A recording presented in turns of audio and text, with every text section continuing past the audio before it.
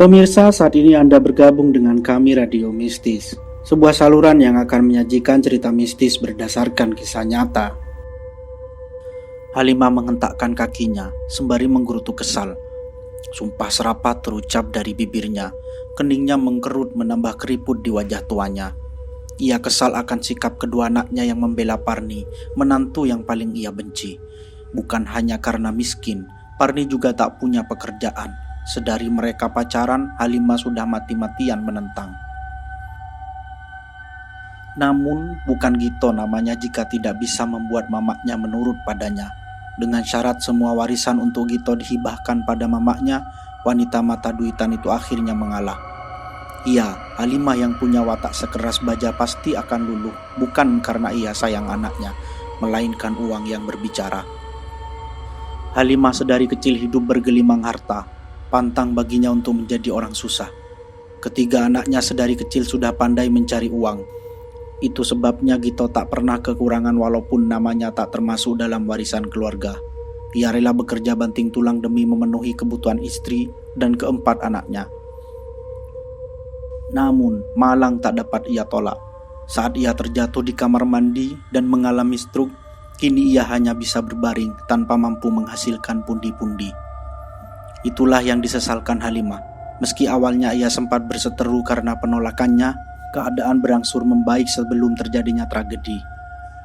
Gito rajin mengirim uang untuknya seminggu sekali. Lumayan kalau hanya untuk sekedar jajan.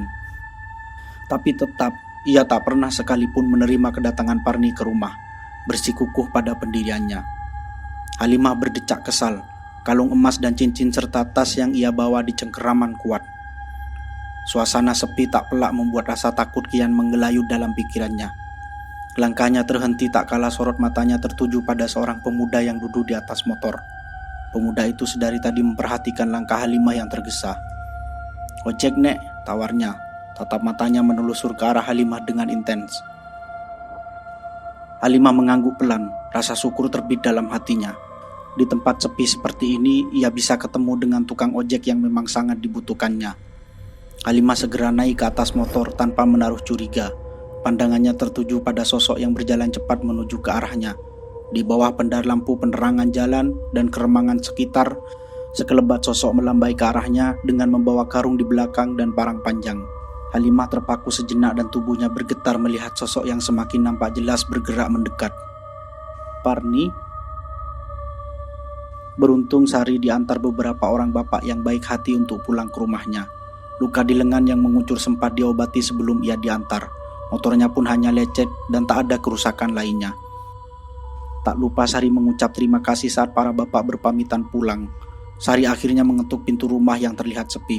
Apakah mamaknya belum juga sampai? Atau mungkin ia marah dan pura-pura tak mendengar? Berulang kali Sari memanggil, tapi tak jua ada sahutan. Timbul rasa khawatir pada diri Sari. Ia lantas berkeliling mencari celah untuk bisa masuk. Ia ingat kalau mamaknya yang membawa kunci rumah. Beruntung pintu belakang rupanya lupa terkunci dan Sari bergegas masuk. Sari terus memanggil mamaknya, tapi tak ada sedikit pun jawaban. Matanya tiba-tiba menangkap sekelebat bayangan putih masuk ke dalam kamar. Dengan langkah terseok, Sari mempercepat langkah ke arah kamar mamaknya dan seketika membuka pintu. "Mama?" Semenjak Sulis menemukan daging yang mirip jari bayi itu di sisa gulai tempo hari, Sulis jadi enggan memesan gulai daging yang dijual Bu Parni.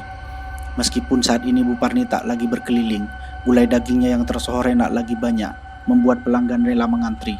Banyak dari mereka yang sengaja tak masak demi untuk menyantap gulai daging 10 ribuan.